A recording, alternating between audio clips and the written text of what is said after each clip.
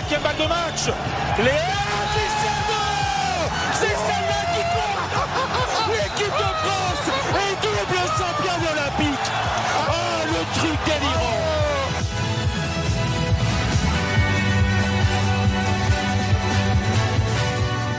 Le Campus Sport Club, tous les mardis soirs, 23h minuit, sur Radio Campus Lille.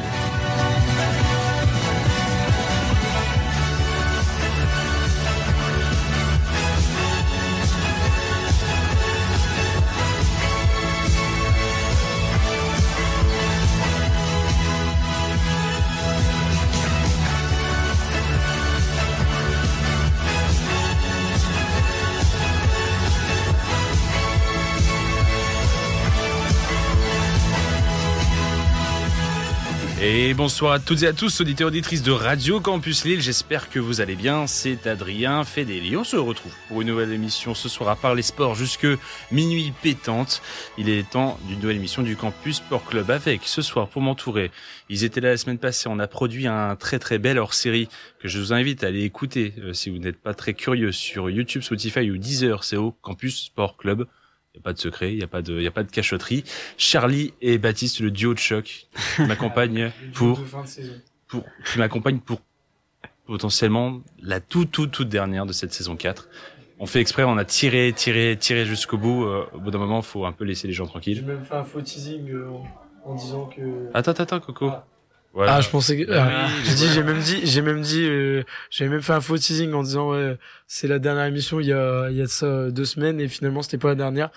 Donc, j'espère pas reproduire la même chose, s'il te plaît, Adrien. Tu peux. Mais, excuse-moi, le problème de micro, peut-être pour ceux qui écoutaient, mais, petit filou, parce que j'ai toujours l'image que tu te mets au 5. Oui. Et tu te décales d'un cran, tu prends le dernier. Ah ouais? Ben ouais. Ah, ben pourtant, je suis toujours sur le 6. Mais non. Toutes les semaines, non, quand je mets, c'est pas grave. La prochaine fois. En plus, il est bon, très est-ce que Charlie a le bon micro? Dis-moi. Oui, ok. Il a le bon micro, on t'entend. Mais je dois pas avoir le bon casque. Ouais. Bon, tu sais quoi, j'entends pas grand chose non plus. Bon, c'est pas grave, on s'entend dans la radio. Enfin, je m'entends pas. Tu nous entends, toi? Non. Non? Bon, bah, alors, c'est tip top. On va devoir régler un problème technique en cours d'émission. Bah, c'est pas très grave. Charlie, quand même, l'avantage, c'est qu'on t'entend. Tu vas pouvoir faire ta chronique. Yes. Tout va bien. On va attaquer cette émission, la Der des Der, comme on va l'appeler, de cette saison 4, avec évidemment, pour faire tout le tour de l'actualité, les résultats pour commencer. Charlie s'y colle. Charlie, petit jingle. Bon, c'est pas ta voix et on n'a pas eu le temps de faire cet enregistrement-là, mais ça n'empêche qu'on va bien t'écouter juste après. Ça marche. Victoire, défaite, sacre ou désillusion, on revient tout de suite sur les résultats de la semaine dans le CSC. Tu es inquiet, Charlie?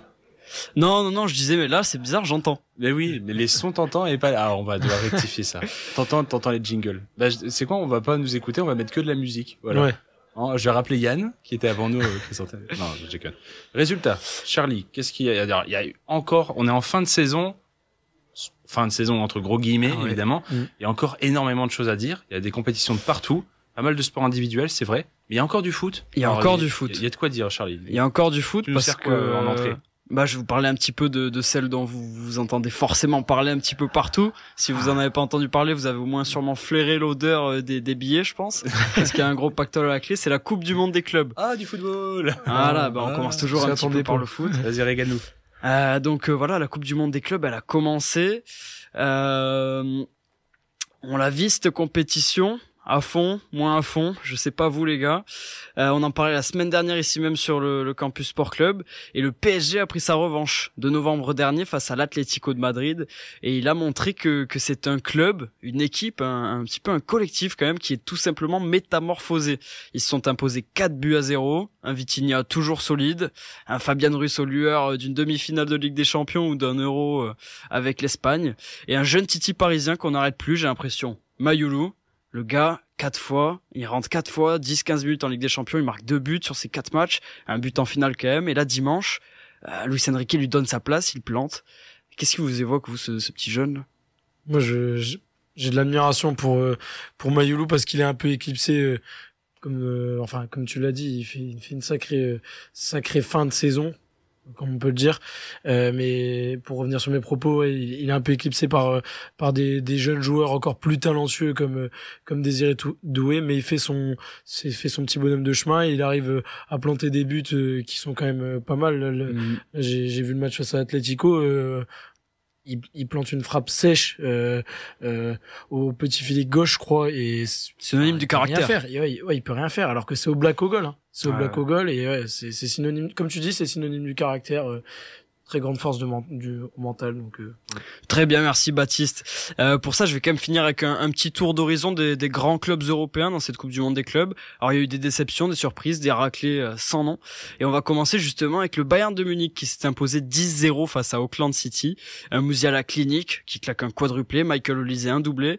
Comme à son habitude, glacial face caméra, il a exprimé à quel point il n'a pas eu de peine pour ces joueurs d'Auckland City qui n'ont possédé le ballon qu'à équivalent de 25% dans ce match.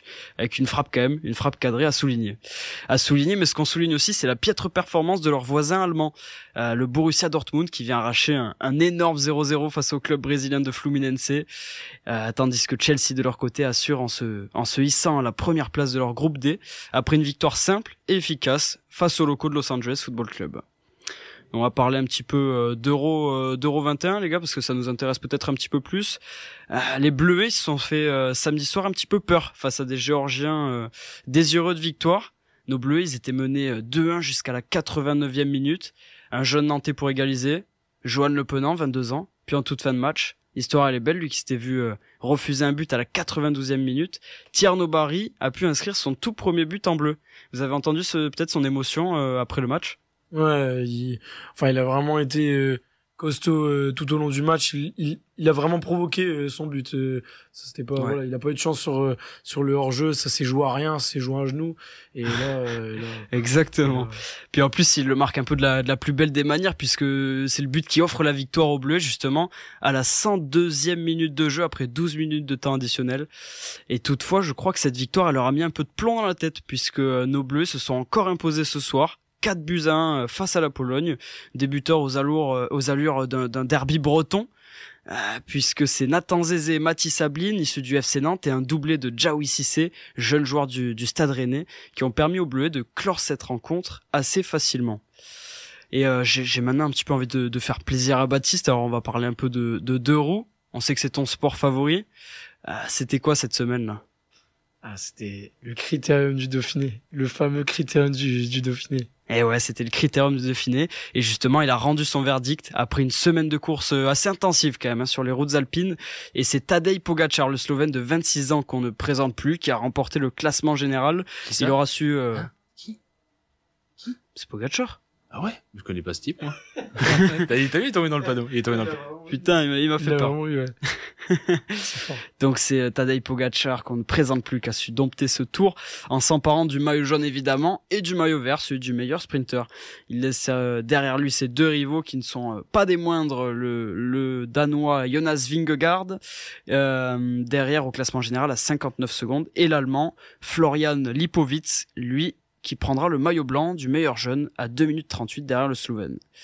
Donc ce Dauphiné, il a un peu confirmé quand même la forme excellente de Pogačar juste avant le Tour de France. Il a maîtrisé la montagne, attaqué au bon moment, contrôlé tous ses adversaires. C'est un message fort quand même qu'a envoyé à ses futurs rivaux. Il est le grand favori pour juillet. Baptiste, on sait que c'est un peu ton chouchou, donc tu le vois vraiment rouler, toi, dans tous les sens du terme sur ses adversaires. C'est compliqué de dire non, je sais pas ce que t'en penses, toi, Adrien, mais vu comment il a dominé le Dauphiné... Il y a beaucoup sont en train d'émettre une légère supposition sur quand le Tour arrivera et qu'il devra enchaîner 3 semaines de compétition. On parle de la compétition aussi la plus dure au monde. 3 semaines, c'est comme le Giro d'Italie et la Vuelta, mais le Tour de France, c'est une catégorie au-dessus, c'est les Alpes, c'est les Pyrénées, c'est les montagnes les plus dures qui soient. Quelques-uns disent quand même que il a laissé peut-être des plumes physiques lors des Flandriennes, Paris-Roubaix, etc. Peut-être que sur 3 semaines de rythme, et on sait que la dernière semaine du Tour de France, tout se joue en montagne à ce moment-là. Peut-être certains disent peut-être que Vingegaard peut profiter d'un Un petit regain de forme. Vous avez vu peut-être son comportement justement où il se relève en laissant l'étape à Vingegaard. Et puis et puis les déclarations, c'est plus les déclarations. Oui, et puis surtout ce qu'il dit derrière, il dit j'ai laissé une étape être gagnée par d'autres pour éviter le protocole de fin de course. Celle-là, je la laisse, ça m'a permis de récupérer dans le dernier kilomètre. La fois où il gagne l'étape, Vingegaard finit à 15 secondes derrière, mais il finit à 15 secondes. Pourquoi? Parce qu'il dans le dernier kilomètre, j'ai roulé tranquillou, je me suis économisé.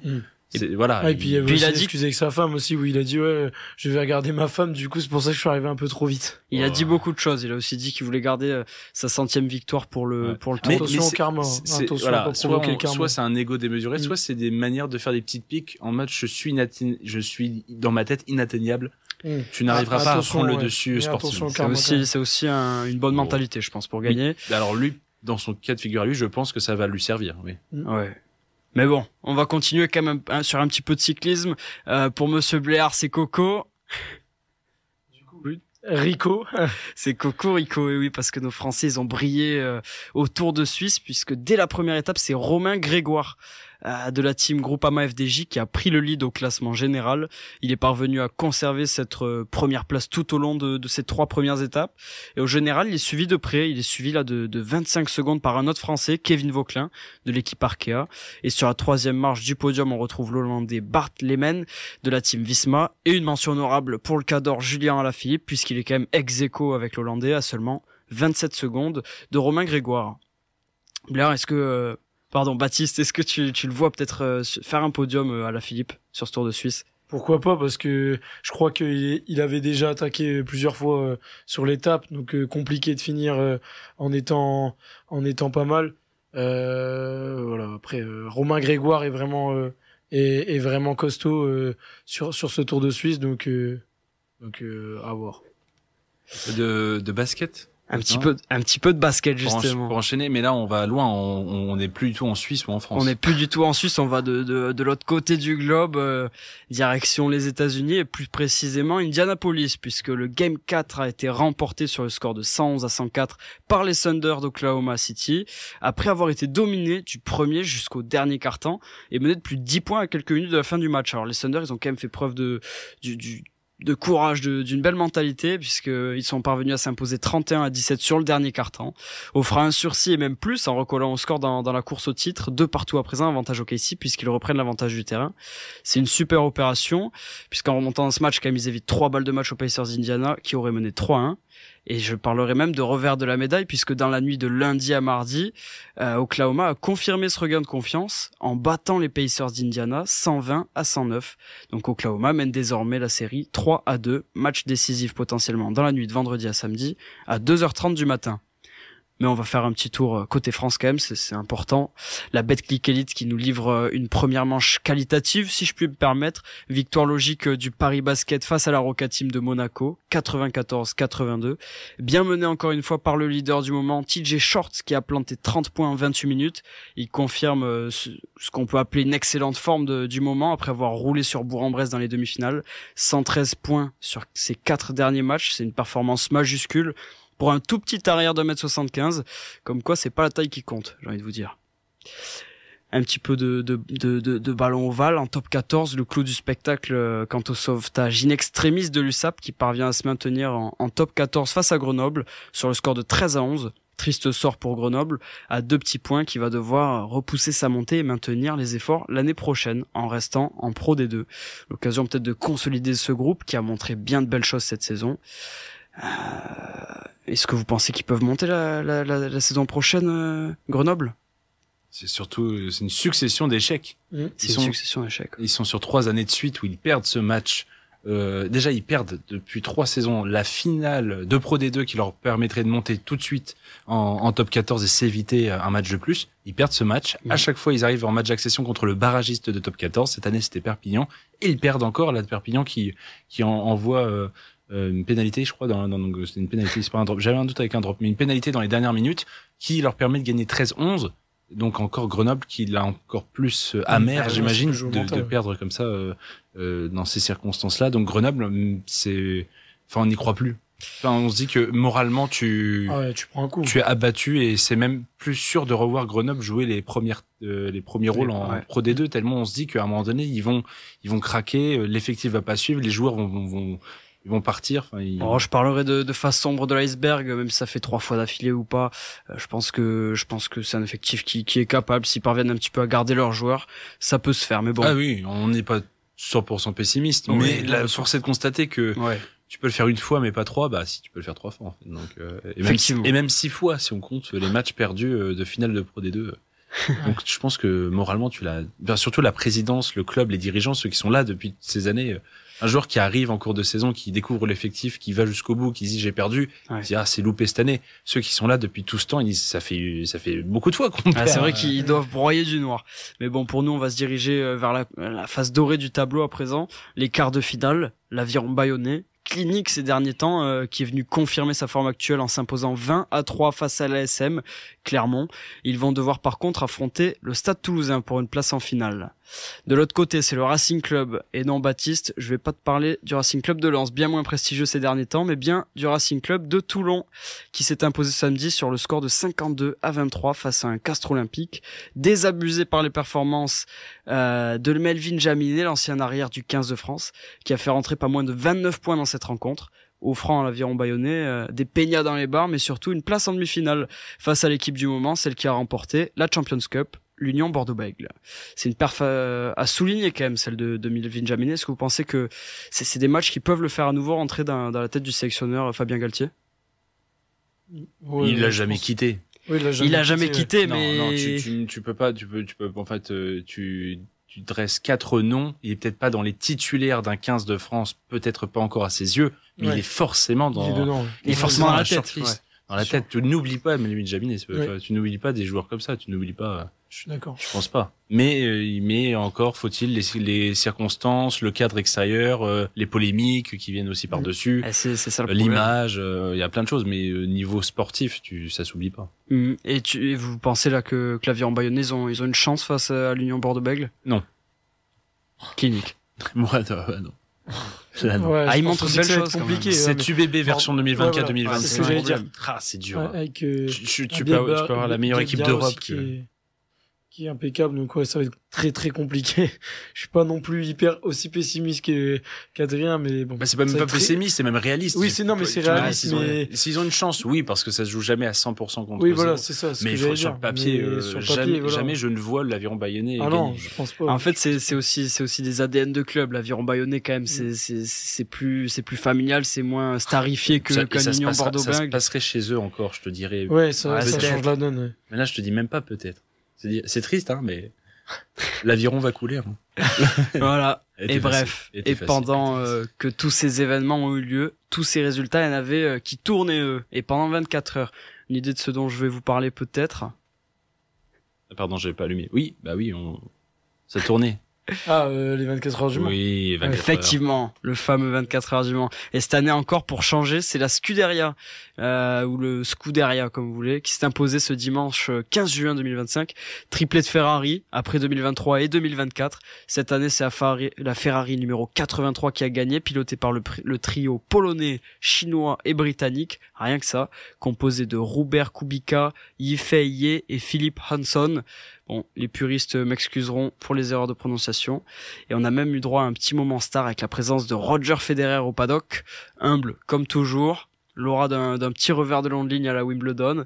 Vous vous direz que ça n'a aucun rapport avec les voitures, mais détrompez-vous puisqu'il a observé et analysé cette course avec un calme légendaire. Il a aussi dit que c'était un sport d'endurance, comme un match en 5-7, sans pause pipi. Bref, le roi du gazon me permet de faire le lien avec l'actu tennis du moment. Les premiers tournois de la tournée ont également rendu leur verdict. Une victoire chez les femmes de la vétérante allemande 43e mondiale, Tatiana Maria, 37 ans, qui s'est imposée à Londres en finale, 6-3, 6-4, face à l'américaine Armanda Anisimova, 13e mondiale. L'allemande, elle a lâché qu'un set dans cette tournée britannique, c'est très fort. Et côté Stuttgart, c'est les Américains qui redorent leur image après la victoire en 2 sets de Tyler Fritz face au local et favori du tournoi tournoi, Alexander Zverev, sur le score de 6-3, 7-6, un petit 7-0 au tie-break final, histoire de remettre un petit peu les pendules à l'heure, en toute humilité.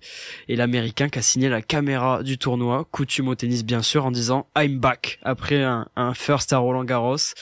L'Américain annonce qu'il est de retour dans la partie. Mais le plus important, s'il vous plaît, messieurs, c'est la performance majuscule tout au long du tournoi d'Hertogenbosch aux Pays-Bas. Alors, je vous l'accorde, c'est qu'un ATP 250, mais c'est le jeune Canadien Gabriel Diallo.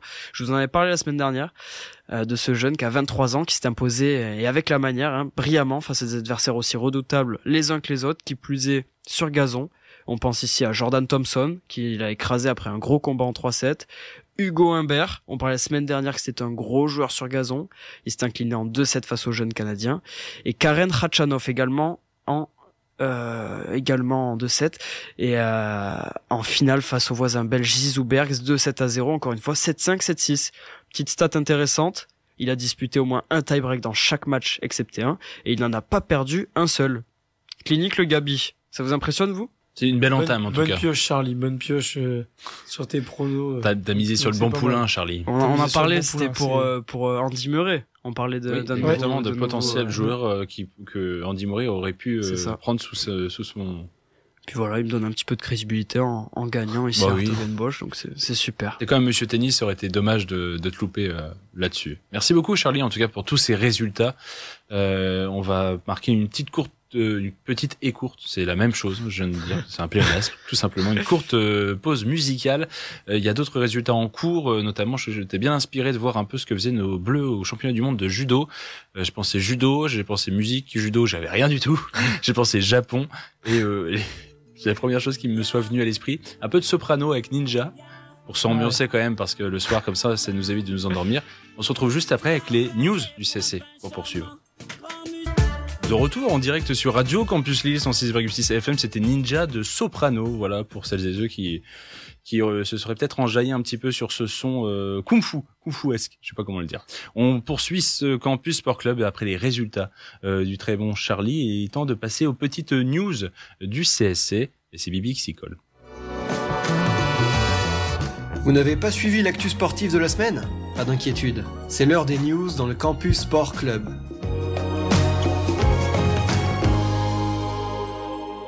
J'ai vu la tête de Baptiste à l'instant. C'était pas ta voix, ça. C'est pas ma voix, mais parce que j'ai fait exprès. Et j'allais dire, petite dédicace aussi à celles et ceux qui ont contribué tout au long de cette saison 4 au Campus Sport Club. Merci notamment à Marin, qui a fait de très belles chroniques tout au long de l'année. Et bien d'autres, voilà. Mais c'est parce que j'avais le jingle de Marin sous les yeux. Donc je fais aussi ce petit clin d'œil. Merci aussi à toi, Baptiste, d'avoir animé une main de maître cette saison 4. Tu as magnifiquement participé à tout ça. Maintenant que j'ai fait la lèche. Voilà. Allez, je reprends mon dernier rôle. On va démarrer ces news avec une info un peu plus tristoune. De dernière minute, même, on est dans le football. Bernard Lacombe, champion d'Europe 1984 avec l'équipe de France et triple champion de France avec Bordeaux, est décédé dans la soirée à 72 ans. L'ancien attaquant phare de l'Olympique lyonnais, devenu par la suite même directeur sportif, entraîneur et conseiller au club de Jean-Michel Aulas, était hospitalisé depuis janvier. L'OL n'a pas tardé à partager la triste nouvelle sur ses réseaux, et Bruno Genesio, l'entraîneur du LOSC, qui est ancien lyonnais et ancien coach lyonnais, s'est dit très triste de la disparition de son deuxième père, son mentor. C'est une légende du football français qui s'est éteinte ce soir. Le CSC transmet toutes ses condoléances à la famille Lacombe. Je reste dans le ton du football, un peu plus joyeux. Je ne sais pas comment vous prendrez ces informations-là. On est dans le mercato. Ça a un peu repris. C'est une drôle de période avec la Coupe du Monde des clubs qui a commencé en parallèle. Le mercato français a repris depuis lundi. Il s'est passé quelques petites choses en 2 jours. Le LOSC d'abord est en passe d'officialiser sa première arrivée du mercato d'été avec la signature du Norvégien Marius Broholm. Selon les informations du journal L'Équipe, l'ailier de Rosenborg devrait s'engager jusqu'en 2030 à Lille contre un chèque de 5 millions d'euros pour le club norvégien. D'après le quotidien français, le joueur a passé sa visite médicale aujourd'hui. Ça risque de ne pas tarder. Lille qui cherche toujours le remplaçant de Jonathan David en pointe de l'attaque. Le club avait parmi les noms de sa shortlist un autre David, Promisé, je sais pas trop si vous saviez. et Promise, qui est aussi canadien. Ça aurait été une drôle d'histoire. Mais l'attaquant de 23 ans a prolongé ce mardi avec l'Union Saint-Gilloise. Piste gelée, complètement gelée, contrairement à celle menant au Nantais Mathis Ablin, qui est toujours plus ou moins tiède. Le LOSC est à la fois dans un duel à distance avec l'Olympique de Marseille, qui courtise également l'attaquant international espoir, et le président du FCN Valdemar Kita, qui demande 50 millions. Donc, voilà, on a un peu voilà, 2 poids 2 mesures avec Valdemar Kita, toujours quand il est question d'argent. Toujours dans les infos mercato de la région à Nantes, encore on y reste un tout petit peu, on note l'officialisation de l'arrivée de Luis Castro sur le banc des Canaries. Le Portugais est désormais ex-coach de Dunkerque et lié à Nantes jusqu'en 2027 avec une année en option. L'USLD a de son côté accéléré dans la quête de son successeur et tout porte à croire qu'elle se dirige vers un autre Portugais. Elle adore les Lusitaniens, cette petite USLD. On parle de Gonçalo Feio, entraîneur du Legia Varsovie en Pologne, club qu'il a emmené en quart de finale de Ligue Conférence. Là encore, l'info est signée l'équipe. On parle d'un profil bouillant, au gros tempérament, selon la presse polonaise même. Petit pétage de plomb parfois, et qui devrait débarquer dans le Nord certainement courant de semaine si tout se fignole bien. Toujours pour le mercato, petit tour à Lens où Pierre Sage et sa direction ont fait un premier choix fort, celui d'activer un droit de veto dans le cas Morgan Guilavogui.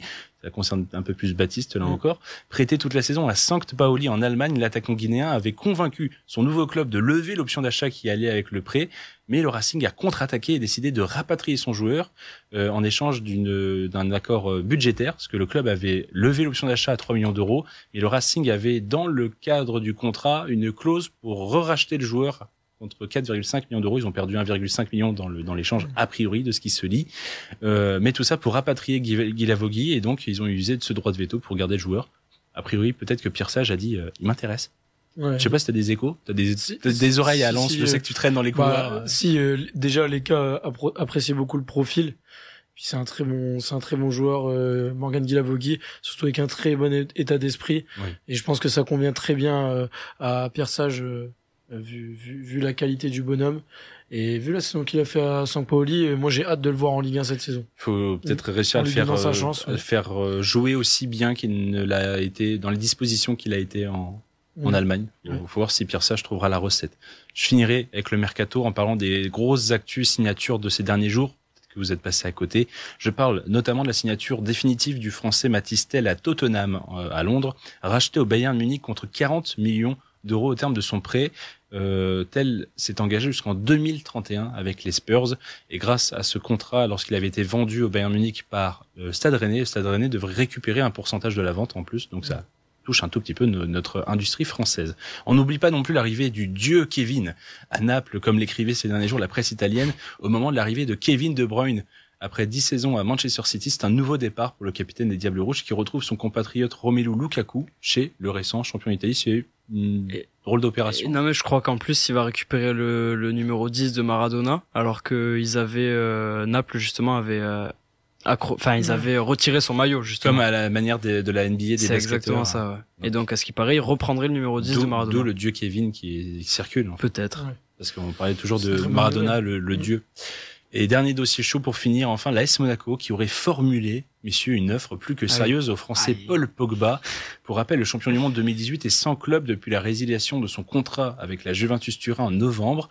Et donc, on parle d'un dossier qui avance à petits pas. Paul Pogba s'est aussi affiché très récemment, il y a quelques heures, avec des photos où on le voyait en forme physique, et lui qui n'a pas caché depuis des mois son envie de vite reprendre la compétition, parler de Marseille à l'hiver. C'est Monaco qui est sur les devants. Fausse bonne idée ou... Non, c'est une bonne chose. Moi, je trouve que c'est une très bonne chose. On serait tous très contents en tant que Français, évidemment, de le revoir sur nos pelouses de Ligue 1. Donc, je pense que Monaco, c'est quand même un club qui a des ambitions. Chaque année, il joue des Ligues des Champions, des très bonnes campagnes. Je pense que c'est un élément solide. Paul Pogba, à voir s'il se retrouve en forme. S'il tapote bien le ballon, mais comme tu l'as dit, il fait un bon petit coup de com' en montrant qu'il est en forme. Moi, je trouve que c'est une très bonne idée, pas de fausse bonne idée. Et puis, il va bien être accompagné aussi au milieu avec Zakaria notamment, donc Pourquoi pas? Laisse Monaco, a priori, avec les premières pistes, dont Paul Pogba, aurait construit un 11 qui nous rappelle un peu aussi ce 11 2016-2017, très solide au milieu, vif en attaque, un Monaco champion de France. Donc ça avec peut l'époque aussi, de Kylian Mbappé, l'OTAN. L'OTAN, n'oublie pas. Toujours dans l'actualité footballistique, je poursuis mes news. On parle de Kylian Mbappé. Bah justement, il a annoncé un certain le petit Kix pour l'entrée en liste du Real Madrid à la Coupe du Monde des clubs. C'est selon, en tout cas, l'émission espagnole El Chiringuito, je sais pas. Si je dis El Chiringuito. Pardon, bah bien sûr. Mais non, j'ai fait le V1 allemand. Hein. Ça s'entend pas. El Chiringuito. Les Merengues affrontent Al Hilal demain soir à 21h heure française. L'attaquant français est dit fiévreux et n'était pas à l'entraînement en tout cas aujourd'hui. J'en finis avec le ballon rond avec cette dernière info. C'est l'État français qui a signé ce mardi le contrat de concession de l'exploitation du Stade de France pour désormais l'entreprise JL Events pour les 30 prochaines années. Le groupe lyonnais devrait procéder à d'importants travaux de modernisation de l'enceinte sportive. JL Events a été préféré au consortium actuel détenteur du Stade de France, Vinci Bouygues, qui laissera donc l'entreprise s'installer à partir du 5 août prochain. À voir donc, il y avait toujours cette histoire avec le Stade de France et le Paris Saint-Germain. En tout cas, voilà, la concession est revenue à JL Events. C'est acté. Voyons maintenant ce qui va se passer. On a 30 ans pour voir. Va se passer. Tout va bien. Du ballon rond à la petite balle jaune, il n'y a qu'une phrase. On passe même, si je puis dire, de la terre battue au gazon. Tu l'as déjà un peu évoqué Charlie dans les résultats. Et on a vu dernièrement une Française qui commençait à s'entraîner pleinement sur gazon, la jeune Loïs Boisson. On en a pas mal parlé avec Roland Garros. On vous rappelle aussi, il y a un très bel hors-série à l'écouter sur notre plateforme, presque 2 heures de contenu pour revenir sur cette édition 2025 de Roland Garros. Et ben, la demi-finaliste de ce tournoi-là, des internationaux de France, attend toujours de savoir si sa demande de wildcard auprès du tournoi de Wimbledon va être acceptée, Le tournoi, pour rappel, a fixé le cut d'entrée dans le tableau principal en plein milieu de Roland Garros, alors qu'elle était encore bien au-delà de la 300e place mondiale. Elle ne pouvait donc pas légitimement entrer directement dans ce tournoi. Mais depuis, la Française a fait un tournoi exceptionnel. Elle en est ressortie 65e mondiale et numéro 1 française. Et donc, elle a tenté sa chance par écrit et demandé à voir si elle pouvait bénéficier d'une invitation de la part du tournoi, auquel cas, elle devra passer par 3 tours de qualification pour espérer être à Wimbledon. En parlant de tournoi du Grand Chelem, une grosse actualité aussi est tombée ce mardi, ça concerne l'US Open, peut-être que Charlie l'a vu aussi celle-là. Le tournoi américain annonce un plateau exceptionnel pour sa nouvelle version. Incroyable. J'ai pas tout saisi de l'histoire j'ai pas trop creusé dans le passé de quand date ce changement. La nouvelle version du double mixte. C'est incroyable. Fou. On parle de la présence pour l'US Open entre fin août et début septembre, donc, de Yannick Sinner, Carlos Alcaraz, Alexander Zverev, Novak Djokovic, ou encore Aryna Sabalenka et Gaziantep, mais aussi Paola Badoza, Stefano Tsitsipas, qui devraient être ensemble, le petit couple, ou encore Naomi Osaka et Taylor Fritz. Voilà, on parle de 16 équipes, donc mixtes avec toutes ces stars qui devraient être engagées dans le tableau avec à la clé $1 million de gains. C'est une toute nouvelle formule où là, cette fois, c'est vraiment très superstar. C'est une bonne idée. Je suis mitigé dans le sens où fan de tennis, on va aimer ce divertissement, mais ça nous rappelle un petit peu justement cette Coupe du Monde des clubs là où on en viendra après. Mais en fait, c'est que pour le divertissement, que pour les vues. Bon, en tout cas, on distingue très bien qu'il y a un vrai décalage entre peut-être une mentalité européenne qu'on a, nous, française, et les Américains qui sont business, argent, starification. Là, du coup, plus profondément, je trouve qu'il y a un petit côté intéressant dans le sens où ça donnera forcément plus envie à tous les téléspectateurs et à des jeunes qui aiment le tennis de regarder ce format qui est différent du simple. Donc s'intéresser au double notamment et peut-être aux femmes un petit peu plus largement. Donc je pense que ça peut être une bonne idée sur ce plan-là. Peut-être interrogation sur à quel point c'est toutes ces stars qui sont aussi en lice, en simple et vont viser une victoire en Grand Chelem, vont s'investir physiquement parlant dans les matchs. Et on va peut-être surtout voir très vite que ceux qui sont éliminés au bout de 1 ou 2 tours vont essayer de capitaliser là-dessus. Sûrement même. Exactement, parce que s'il y a $1 million à la clé, c'est pas rien du tout. $1 million pour le couple, a priori. Oui, bien sûr. Donc après à partager plus. Mais bon, on prend Badoza et Tsitsipas dans un compte joint, de toute façon. Oui. L'Espagnol et le Grec, ils sont en couple depuis pas mal de temps. Restons aux États-Unis, on avance et on va finir bientôt ces news pour parler des derniers avancements dans le dossier Kevin Durant à San Antonio. On parle de NBA. Le joueur étant vieux de quitter les Suns de Phoenix cet été, il vivre ce qui se rapproche de sa dernière dernière aventure là-bas, Kevin Durant serait de plus en plus proche de rallier donc Victor Wembanyama et les Spurs. Selon ESPN, 5 franchises sont intéressées pour acheter l'année de contrat du 15 fois All-Star, mais selon The Athletic, un autre média américain, l'ailier fort aurait fait de San Antonio sa destination préférée. ESPN parle d'un verdict attendu avant la draft, autour des 25 et 26 juin. C'est très très bientôt. On va peut-être c'est énorme. On va peut-être manger de bonnes chips d'ici là. Ça va être spectacle. Et on finira avec du cyclisme enfin avec j'ai démarré par une mauvaise nouvelle, je vais finir par une peut-être mauvaise nouvelle. Le président de la formation Arkea BNB Hotel, monsieur Manu Hubert, est en train de se dépêtrer d'une situation périlleuse pour son équipe. Le patron tente de trouver des partenaires pour permettre à sa formation World Tour de survivre alors que les contrats des sponsors se terminent à la fin de l'année civile. On ignore toujours même si Arkea ou BNB Hotel ont envie de poursuivre l'aventure. On parle des sponsors principaux et co-sponsors principaux. De premiers éléments de réponse seront donnés d'ici les 2 prochaines semaines. On espère en tout cas que cette formation puisse tenir encore un petit peu. Voilà. Sachant que sportivement parlant, elle joue aussi son maintien World Tour. Ouais. Et ça, c'est une toute autre histoire. Là, je parle de disparition nette et simple. Ouais. Et on pense à Kevin Vauquelin qui se démène énormément quand même pour tenir cette équipe. Attention, toutes les équipes qui vont se rafaler sur lui parce que ça va être la pépite à s'acheter dans les prochaines années. C'est vrai. Voilà, messieurs, pour le tour de l'actualité. Moi, je suis quand même choqué de Kevin Durant.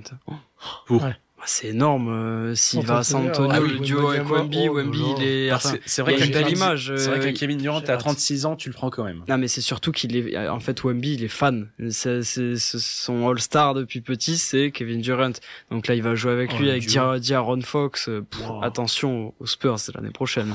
C'est vrai. En plus Wemby, vous avez vu peut-être il est parti en Chine. Oui, il joue les moines Shaolin. Je l'ai pas noté, ça remonte un peu, mais oui, effectivement. Et là, il y est toujours. Il y a en fait, tous les jours, on a des petites actus qui sortent justement sur ESPN, etc. Donc c'est sympa de le voir les cheveux rasés. C'est la seule fois de leur vie où ils ont dû dire dans la rédac qui veut aller au Népal. Un petit personne n'a jamais compris. Non, c'est pas un reportage. On va traquer Wemby. Un mec de 2m21, n'empêche, tu le vois. Il dépasse du temple. C'est sûr. Ouais, c'est chaud. Bon, les gars, on va quand même s'arrêter là. On va prendre quelques minutes maintenant si on veut débattre un tout petit peu sur un sujet, pas d'immense sujet débat a priori cette semaine, mais on voulait juste réappuyer un tout petit peu nos ressentis, nos premiers avis sur la Coupe du Monde des clubs, donc qui a démarré depuis le 13-14 juin. Ça fait que quelques jours. On a parlé notamment de la performance du Paris Saint-Germain. On a vu des confrontations entre grands clubs européens et petits clubs, on va dire petits en termes de niveau de jeu, en tout cas petits clubs internationaux qui ont croisé leur route. Pour l'instant, qu'est-ce que vous ressentez? Qu'est-ce que ça vous dit? Est-ce que même vous restez éveillé la nuit? Peut-être à minuit, 3 heures? Non. Expliquez aux gens que vous êtes chômeur ou pas, hein, mais... Non, ouais, mais jusqu'à 3 heures, là, ça devient compliqué. Bah, tu vois, au départ, j'avais beaucoup d'attention sur cette compétition. Je me suis dit, allez, ça peut être sympa. On va suivre toutes les équipes. On va retrouver Lionel Messi. Et ben, finalement, je suis très déçu. Voilà, dès le premier match d'ouverture entre Al-Ahly et l'Inter Miami, donc entre 0-0 pour 0-0 et un niveau de jeu un peu dégueulasse, on va pas disons les termes. On va dire les termes, voilà. Puis pareil, quand on voit les équipes européennes, j'entends bien les arguments, les équipes européennes, elles peuvent aller chercher leur chance avec un gros gain à la clé, mais quand tu vois la performance de l'Atlético contre Paris, j'appelle pas ça tout donner pour une compétition. C'est même lamentable la performance qu'a faite l'Atlético de Madrid. Après, c'est peut-être pour encore mieux appuyer que décidément depuis quelques mois, Paris tactiquement et physiquement parlant est nettement au-dessus de ces équipes-là. Loin de là on ne va pas dévaloriser Paris, mais bon. Voilà, il y a certaines équipes qui sont pas au rendez-vous. T'as pas senti l'engagement. Voilà, Auckland City contre le Bayern de Munich, on va être gentil, mais les pauvres ils se prennent 10-0, ils rentrent chez eux. Ok, ils ont eu un maillot de Olysée ou de. Non, mais faut bien être gentil, mais au bout d'un moment, là, on est un peu dans un cirque. J'ai l'impression qui sert pas à grand chose. Les seules équipes qui donnent un peu, on va dire, c'est plutôt les équipes brésiliennes, comme les équipes sud-américaines plus largement, comme Flamengo ou Boca Juniors, qui sont vraiment là pour donner. Normal, ça fait partie de l'ADN, mais sinon le reste, Là, je commence à m'ennuyer vraiment devant la compétition et me brancher sur l'Euro Espoir. Mais ça fait que quelques jours. Hein. Ah oui, ça fait que quelques jours, bien sûr. C'est peut-être radical, mais ça Mais témoigne de quelque chose. Toi, Voilà, Charlie? parce que justement, tu demandais si je me lèverais pour regarder ça. Non, je pense que je préfère regarder un Game 5. Mais de NBA, pour de précision, NBA, justement. Ceux qui n'ont pas compris rêve. Mais je pense qu'il y a quelques petits points intéressants. Bon, déjà en fait, moi, ce que je me demande, c'est vraiment la différence de niveau en fait entre les clubs européens et les clubs américains. Ça, je trouve ça assez impressionnant. Mais d'un autre côté, je me dis parce qu'en fait, pourquoi ils sont moins bons? C'est parce que c'est beaucoup moins réputé. Là-bas, ça va être justement le basket, le baseball, le hockey sur glace, etc. Pour l'anecdote, pour ceux qui ne sauraient peut-être pas, on parle aux États-Unis d'un Big Four. Et on parle de Big Four de sport, donc c'est ceux que tu viens de citer. Ouais. C'est le hockey sur glace, c'est baseball, foot américain et basket. Ouais, ça s'appelle même pas le football. C'est le soccer. Non, le football américain. Oui, le football européen. Non, mais pour eux, donc le Big Four, c'est ces sports-là. Sûr. Le soccer est déjà à peine émergent depuis 25-30 ans. Et c'est pour ça, et c'est là que je trouve ça intéressant, c'est qu'en fait, malgré tout, bon, même si aux États-Unis, on sait qu'il y a cette culture justement très américaine où on regarde pas trop autour, mais je pense qu'on a plein de petits jeunes qui vont aller voir des beaux matchs, des grands joueurs, etc. Et ça peut donner envie. Et en fait, si une nation comme si les États-Unis commencent à se mettre dans le football, dans ce qu'ils appellent le soccer, je pense que dans les 30-50 prochaines années à venir, on peut avoir de très belles choses et plein de compétitions qui vont changer. Ça peut être très très intéressant en fait de ce point de vue-là. Par contre, point de comparaison assez intéressant, tu dis ça peut amener des gens à aller.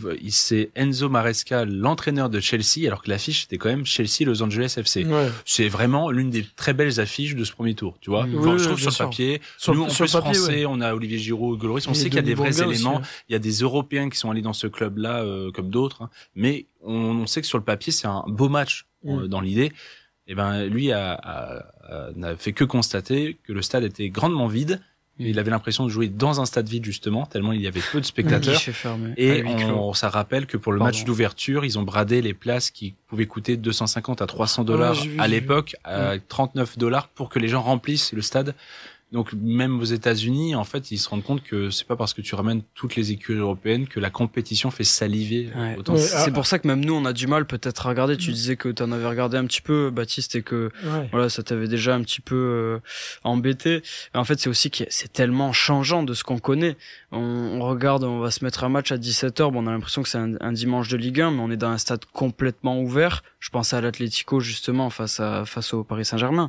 Un stade complètement ouvert, plein soleil, il y a pas l'ambiance qu'on connaît. Nous c'est très en France, on a quand même beaucoup d'ultra, etc. C'est peut-être pas des ambiances à l'anglaise, mais il y a beaucoup d'ultra. Encore plus ce match qui a dû se jouer à des horaires un peu parfois où ils jouent aussi. En l'occurrence, on a un gros décalage horaire, mais pour eux c'est midi quoi. Ah, c'était midi, mais j'ai jamais vu c'est peut-être une éternité que je n'avais pas vu un match où je cherchais l'ombre des joueurs. C'est ça. Le soleil était tellement au zénith.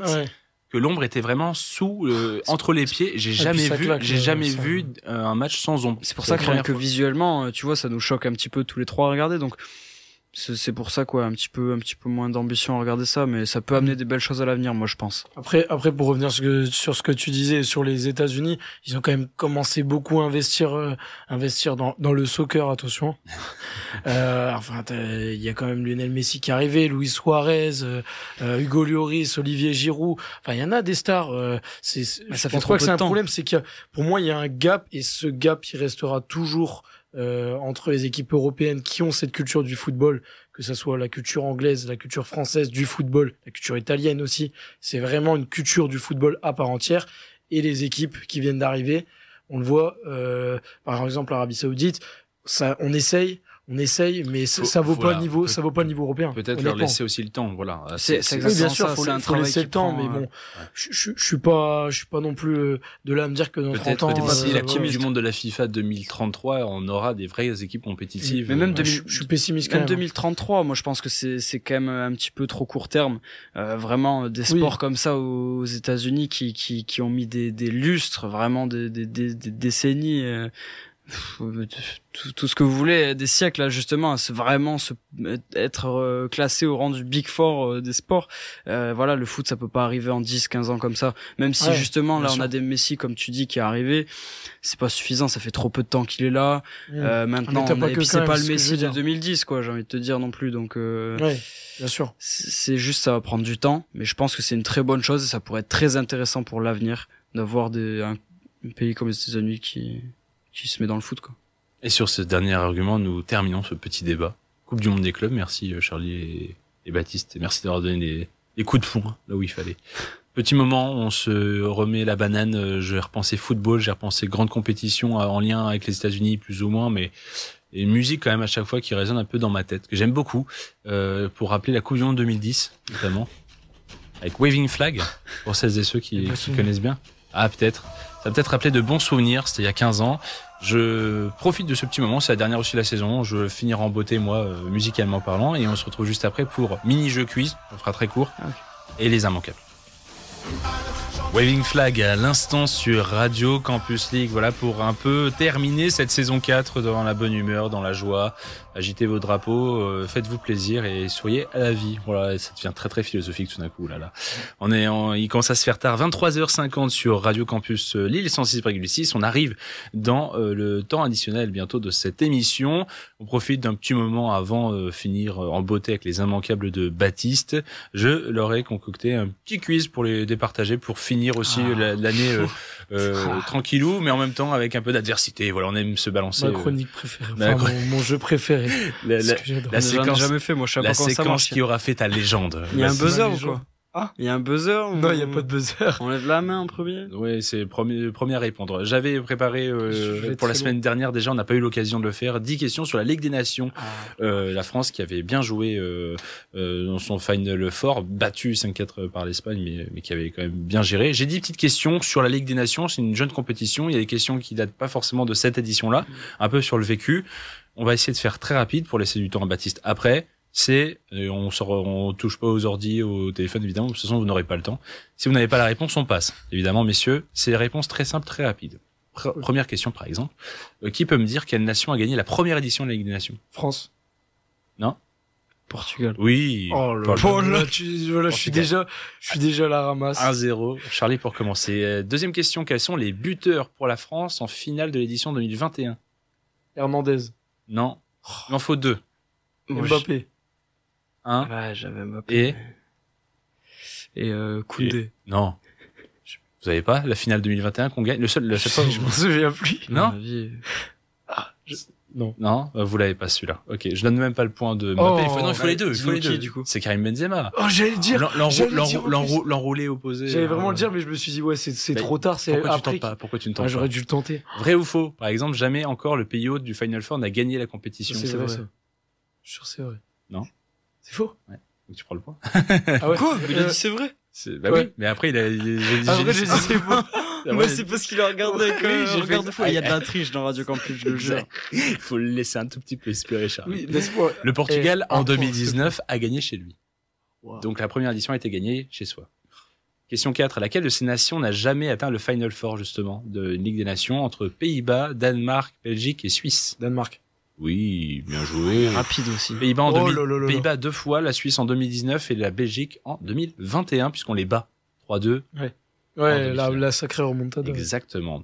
Question 5. Qui est le meilleur buteur de la compétition, toute ligue confondue et hors Final Four, dans la phase de ligue préparation? Qui est le meilleur buteur de la compétition depuis qu'elle a été créée? Ah, depuis qu'elle a été créée? Ouais. Et toutes les ligues confondues, pas que la Ligue A. Hein? Mbappé? Non. Il y a quand même quelqu'un qui marque beaucoup de buts. Lewandowski? Non. Attends. Ronaldo? Non. Si tu commences à me tenter 8 noms, je te banne. Hein. Mais c'est pas mal. Charlie, s'il te plaît, là. Tu veux savoir? Attends, t'as dit qui le dernier, là? Ronaldo. Ah, okay. Tu veux savoir une info? Ronaldo si on compte les buts en Final Four, en finale. Je suis bête ou quoi? Alors, pour vous donner un indice, il les a tous marqués en Ligue B. 19 buts en Ligue B. En Ligue B? Ouais. Oh là là. C'est quoi ça? C'est pas une grande... c'est la deuxième. C'est pas une grande nation, mais c'est un grand attaquant. C'est la deuxième. Enfin, t'as la Ligue A avec la France. Voilà, la Ligue A avec c'est 4 groupes en Ligue A qui se bataillent pour le Final Four, et la Ligue B, c'est ceux qui veulent monter en Ligue A pour viser le titre. J'ai dit un nom, mais c'est impossible. Allez, 3. Ah bah Haaland. 2. Oui. Erling Haaland, 19 buts tous en Ligue B avec la Norvège. Bam. Non. Voilà, ça fait 3-2. Non, mais 2-2. Non, En plus, t'as la question triché. Mbappé n'a pas compté. Combien de nations sont présentes au total en Ligue des Nations? 32. Non, plus. 38. Plus. 30. Ah merde. 45. Plus. Ah bah du coup A et B.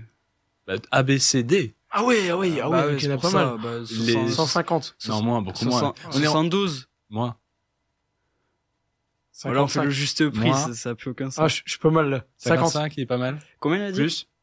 Combien il a J'ai dit? dit 50 là. 58. Moins. 56. 52. Plus. Moins. 55. Moins. 54. T'as dit quoi? 53. Non. 54. Oui. Non, Prends le point. Prends le point. Charlie prend le point. Charlie prend le point. 54. Et Mais 54. ça peut pas être impair, frérot. oui, bah oui. Ah, si, c'est possible. À la base, ils sont 55, mais ils ont banni la Russie. C'est te Ah. dire. Bah voilà, C'est il te va- dire. vrai que ça fait une raison. Allez, quelle équipe a terminé bonne dernière de cette édition 2024 avec aucune victoire et aucun but marqué en Ligue D? Le Lich. Non. Saint-Marin. Non. C'est pas mal. Non. Non, c'est impossible. Ça peut. Je vais dire le Vatican. Mais non, c'est pas eux. Non, Vatican a fait mieux que ça. Oh, C'est- c'est dur. Un pays pas loin de la France. Luxembourg. Non. Non, ils ont gagné justement C'est contre pas mal, c'est pas Saint-Marin. mal, mais tout petit, c'est plutôt vers le sud. Oh là. J'ai pas là. C'est entre nous et l'Espagne. Ah, l'Andorre. Oui, Andorre, il prend le point. Voilà, c'est un point de géographe, quoi. Allez, Baptiste, tu peux te refaire. Il y a 4-3 pour Charlie. Là, elle est que pour toi, Baptiste. Vrai ou faux, une nation a déjà réussi une triple montée coup sur coup. Vrai. Ah, c'est faux. Charlie reprend le point. 5-3. Qui a terminé meilleur buteur de cette édition 2024-2025 avec 9 buts en Ligue C? En Ligue C. Ah ouais, donc c'est quand même loin. Ouais, c'est un nom qui est connu quand même, surtout cette saison. Gyökeres. Oui. Oh, fallait l'avoir celui-là. Voilà, bravo. Bon, Bah, il aurait pu avoir Isaac en vrai avec lui. dernière question, mais on fait très court. Mais 5-4, non, il y a 5-3, pardon. Donc ça va être. Non, attends, il y a quoi? Il y a 4-4 alors du coup. Ouais. Non, non, bah, j'avais 5 4-3, je déjà. crois. Ou un truc J'avais comme ça. 5 déjà, donc. Non, il y a 9 questions, j'en ai fait Eh, sauter une, il y a tu te 4-4. Il y en a réécouteras. 4-4. Non, il y en a 4-4. Ah, c'est une Dernière folie, pour vous je me départager. Je me fais voler les auditeurs. Je m'en fous. C'est la fin, c'est la dernière. J'ai gagné À 4. à 500 000 euros près, combien touche au total la nation qui remporte la Ligue des Nations entre ses frais de participation et les versements de primes? 4 800 000. 3 millions. Plus, 8 millions. plus. 10 millions. Bravo. À 500 000 près, ça marche. 10 millions 5, Baptiste qui remporte le quiz pour finir C'est faux. cette saison 4. Charlie, t'es le dernier arrivé, un peu de respect. Je peux faire un débrief des points Non, qu'on m'a zéro, volés. non, on n'a pas le temps. je dois faire On n'a pas d'abord le temps, le tu sais quoi, chronique. parce que je lance tout de suite le jingle et Baptiste, il nous enchaîne avec les immanquables. Voilà, sans transition. Tous les moments à ne pas manquer, rassemblés rien que pour vous, c'est les immanquables dans le Campus Sport Club. Et là aussi, petit bisou à Martin, qui était la voix du jingle. Baptiste, on te laisse 3 minutes de solo. Vas-y. Allez. Donc pour ceux d'abord qui, comme Charlie ou Adrien, aiment se coucher tard et profiter des rencontres de ballon rond, vous pouvez retrouver la magnifique compétition, la Coupe du Monde des clubs. Dans le groupe F, le club de Corée du Sud, pardon, Ulsan affrontera le club pensionnaire d'Afrique du Sud, Mamelodi. Le match sera retrouvé sur le diffuseur principal de la compétition DAZN. Ensuite, un peu plus tard dans la soirée, le récent finaliste de la LDC, l'Inter Milan, fera également son entrée en lice dans la compétition en faisant face au club mexicain du Monterrey, pardon. Et dans les autres affiches intéressantes de la fin de semaine, Manchester City affrontera le club marocain du Wydad AC demain donc à 18h. Le Real de Madrid retrouvera l'ancien club de Neymar Al Hilal à 21h. Le PSG tentera de s'imposer une seconde fois dans la compétition en affrontant le club de John Textor Botafogo dans la nuit de jeudi à vendredi. Chelsea tentera aussi de continuer sur sa lancée en faisant face au club brésilien Flamengo. Et dans la nuit de vendredi à samedi, donc à 3h du matin, l'ambiance promet d'être électrique entre le Bayern, récent vainqueur 10-0 d'Auckland City, comme tu le disais Charlie, et le mythique club de Boca Juniors et des anciens parisiens Edinson Cavani et Dander Herrera. Vous pourrez également suivre la suite de l'Euro Espoir en Slovaquie. Dans les rencontres de poule, les Pays-Bas affronteront l'Ukraine demain à 18h. Et en même temps se jouera le match entre le Danemark et la Finlande. Donc le Danemark qui devrait être probablement le futur adversaire de l'équipe de France qui jouera son quart de finale dimanche. Et à 21h du coup demain, la Slovénie fera face à la Tchéquie Et en même temps, l'Angleterre d'Ethan Nwaneri défieront les Anglais, donc d'Ethan Nwaneri, défieront les Allemands dans un choc qui promet d'être plein de surprises. Avis aux passionnés de tatami et de hippon, les championnats du monde de judo se poursuivent en cette fin de semaine. Demain, place aux catégories des plus de 78 kilos chez les femmes, avec notamment l'entrée en liste de Roman Diko, ex-championne olympique, ainsi qu'aux plus de 100 kilos chez les hommes. Donc les premiers combats se débuteront à midi avant le grand final prévu à 18h. Tout ça, ça sera à suivre sur RM Sport 1. Rendez-vous à ne pas manquer aussi, c'est l'équipe de France mixte, championne olympique, qui essaiera de décrocher cette fois-ci une médaille d'or aux mondiaux. Comme l'avait évoqué la semaine dernière Charlie, la saison sur gazon a commencé en tennis. Depuis la semaine dernière, le ATP de Halle est lancé. À partir de demain à 11h sur Eurosport débutent les 8e de finale. L'occasion de retrouver, comme nous l'avons précisé, les cadors du circuit, comme Daniil Medvedev, Alexander Zverev, Karen Khachanov ou Yannick Sinner, ou encore le français Quentin Alice. La finale se déroulera ce dimanche, lendemain de fête de la musique, donc préparez-vous malgré une soirée bien arrosée. Et puis, si vous voulez voir des Français gagner en cyclisme, ne ratez surtout pas le Tour de Phare. Le Tour sera retransmis sur la chaîne L'équipe, Eurosport 1 et Eurosport Max à partir de 14h50 jusqu'à samedi, puis sur la chaîne L'équipe à partir de 14h50 sur Eurosport 1 et Eurosport Max dès 15h05 dimanche 22 juin. L'étape à ne pas manquer sera demain entre la Punts et Santa Maria, j'espère que ça se dit comme ça, avec plus de 600 mètres de dénivelé et 4 cols classés première catégorie. Ça va, la Punts, c'est pas trop problématique. Oui, ça va encore. Tout va bien. Et on finit sur du basket avec la suite et la fin de la finale du championnat de France Betclic Elite entre Paris et Monaco. Le match 3 décisif livrera son verdict finale ce vendredi à 20h30 à suivre sur DAZN. Et pour ceux qui veulent continuer à regarder du basket, mais cette fois-ci à l'échelle internationale, il faudra se coucher un peu plus tard à 3h du matin. Vous pourrez en effet suivre sur beIN Sport la suite de la finale de NBA entre le Thunder d'Oklahoma City et le Pacers d'Indiana. Encore beaucoup de suspense du coup entre les deux équipes puisque OKC ne met seulement que d'une victoire. Le dénouement est prévu lundi à 2h du matin, toujours sur beIN Sport. Et nous, le dénouement, c'est pour tout de suite. Merci Baptiste pour ces immanquables express pour finir cette dernière émission donc de la saison 4. On finira sur l'épisode 28 avec son lot de hors-série qui aura porté presque le total à 40 émissions de cette saison 4. Charlie, es-tu impressionné? C'est une sacrée performance. C'est honnête. Sacrée performance cette saison. Moi, rythme marathonien. J'ai joué le Mayoulou, moi, de fin de saison. On visera peut-être plus la saison prochaine, qui sait. Voilà. Merci encore à vous deux d'avoir participé à cette émission, aux précédentes. Merci Charlie d'être invité dans le CSC. Et on n'oublie pas Roland Garros. Allez écouter Roland Garros, c'est très intéressant. Merci Baptiste, encore pour tout. Merci à vous de nous avoir écoutés tout au long de la saison, c'était super. Et moi, je vous souhaite du coup pas la semaine prochaine, mais un très bel été, très bonnes vacances. Profitez bien. Profitez bien. D'ici là, quand même, portez-vous bien, c'est plus important. Bye bye tout le monde.